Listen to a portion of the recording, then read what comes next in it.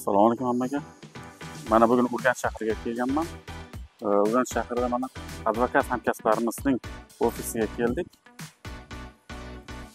Assalomu alaykum. Assalomu alaykum. Ishlar qizg'in-ku. Ha, qizg'in ketyapti. Davron aka, kelibsiz. Yaxshimi? Rahmat aka. Marhamat, o'tiring. Hormangim do'stim. Ne ishlarni boshindasiz? Davron ishlar aka, qizg'in bo'lib turibdi. ishlar haqiqatdan ham qizg'in. Hozirgi kunda multiradar bo'yicha bayonnoma rasmiylashtirish va qaror chiqarish bilan bog'liq noto'g'ri yoki noqonuniy qarorlar chiqarish holatlari juda ko'p bo'lib ketgan. Bu fuqarolarimizni asosli murojaatlarning ko'payishiga sabab bo'lmoqda. Mana shunday nima bo'yicha mijozimiz hozirgi kunda murojaat qildi. Ish holatlarini o'rganib chiqdik. Amaldagi qonunlarga va O'zbekiston Respublikasi Oliy sudi plenumi qarorlarida ko'rsatilgan rahbariy ko'rsatmalarga zid ravishda qarorlar chiqarilgani ko'rinyapti. Bu holat bo'yicha mijozimizni huquqlarini himoya qilish uchun jinoyat ishlari bo'yicha Urganch shahar sudini tergov sudyasiga shikoyat arizamizni tayyorladik. Agar xo'p desangiz, birgalikda borsak, hujjatlarni topshirsak. Birgalikda shahar sudiga boramiz. Ishlarimiz tayyor. Bo'lmasa hamkasb sudga borib hujjatlarni Xo'p, sudga borib topshiramiz jinoyat ishlari bo'yicha Urganch shahar sudiga. Davron aka, haqiqatdan ham himoyamizdagi shaxsga nisbatan yo'l harakati xavfsizligi boshqarmasi tomonidan tezlikni oshirganlik holati yuzasidan ma'muriy jarima tayinlash haqida qaror chiqarilgan bo'lib, ushbu qaror noqonuniy hisoblanadi bizni fikrimizcha. Chunki yo'l patrul xizmati xodimlari multiradarlarni joylarda o'rnatib, jarima belgilash holatlari ko'payib ketgan. Belgilanmagan joyda demoqchiman-da.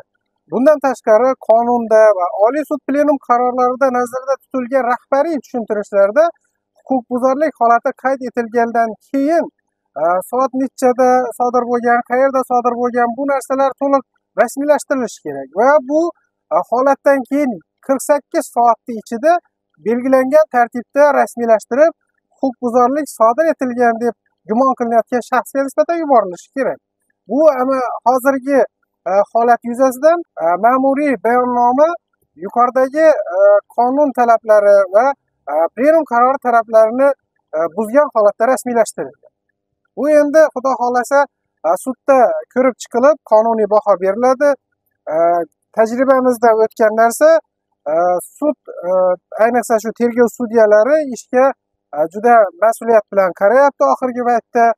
Ma'muriy javobgarlik to'g'risidagi kodeksda 271-moddasi birinchi qismi bilan tugatilgan holatlari ko'p bo'lyapti. Bu holatlarni albatta yo'l patrul xizmati xodimlari va boshqarmalardagi xodimlar alohida e'tibor berishi kerak deb o'ylayman. Chunki ularni belgilangan tartibda ishni tugatmasliklari bu hozirgi kunda sudlarning ish yuklamasini ko'payishiga olib kelyapti. Ayrim paytda bir narsani e'tiborga olishimiz kerak. Fuqarolarimiz andisha qilishadi-da. Ya'ni o'zi bazaviy hisoblash miqdorini 1 baravar yoki 2 baravar, 3 baravar ekan. Endi keling shu nimaga yugurib yuriymanmi yoki bo'lmasa sudma-sud yuriymanmi degan fikrda sud nimani jarimani to'lab yuborishadi. Yo'l harakati xavfsizligi boshqarmasi shu huquqbuzarlik bo'yicha amaliyot bo'limidagi mansabdor shaxslar shu multiradarlar bo'yicha noqonuniy qarorlar qabul qilayotganini o'zlari bilgan holda jarimalar tayinlamoqda. Va bundan tashqari o'sha mansabdor shaxslar suddan bu kabi qarorlar sud tomonidan qanchasi bekor bo'layotganligini ham ko'rib bo'lmoqda. Bilsa-da shu qarorlar chiqarmoqda. Shuni oldini olish maqsadida sudlar tomonidan boshqarmalarga nisbatan xususiy ajrimlar chiqarish lozim bo'ladi. O'sha amaliyotni ko'paytirish kerak bo'ladi. Ha, to'g'ri aytasiz. Bu albatta qachondir o'zini natijasini beradi.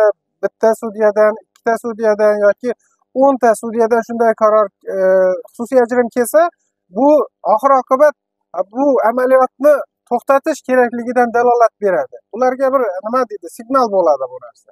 Hamkasbim advokat Hasanov Umrbek bilan jinoyat ishlari bo'yicha Urganch shahar sudiga kelganmiz. Ma'muriy jarima tayinlash haqidagi yo'l harakati xavfsizligi boshqarmasining qarorini bekor qildirish haqida ariza bilan murojaat qildik.